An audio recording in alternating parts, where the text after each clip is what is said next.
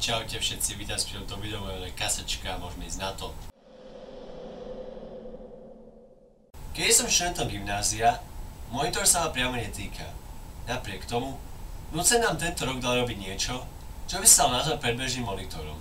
V rámci prípravy na tento test sme my v škole na hodinách riešili zopár monitorov z minulých rokov. A napriek tomu, že dovtedy sa tomu nikto nevenoval, tie dopadli veľmi úspešne. To ma prinútilo zamyslieť sa nad deviatakmi a monitorom.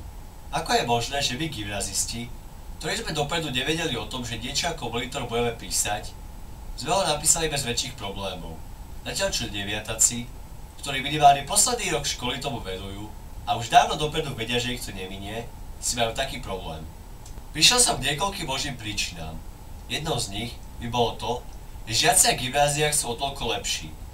Predsa len, gymnázia sú výberové, avšak myslím, že veľmi veľa žiakov na základných školách by sa mohlo veľmi jednoducho porovnávať s niektorými gymnazistami.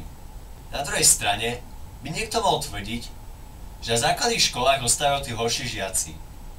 Určite, tí výberoví žiaci idú na gymnázia, avšak myslím, že nemôžem povedať, že všetci, čo ostanú na základnej škole, sú len hlupáci a flákači. Treťou príčinou by mohol byť spôsob učenia. Predsa len, na gymnáziách sa učíme o trochu viac. A teda, možno práve toto učenie nás pripraví na monitor o niečo lepšie, ako vyučovanie priamo na to zamerané na základných školách. Posledná príčina, ktorú spomeniem, je stres.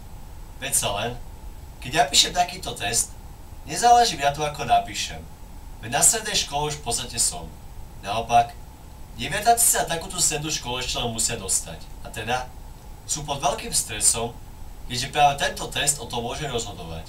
Nech je už príčina akákoľvek, treba si uvedomiť a zapracovať na nej.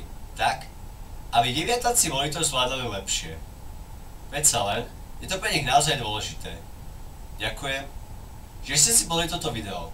Budem rád za vašu konštruktívnu kritiku a názory dole v komentároch. Zatiaľ sa majte.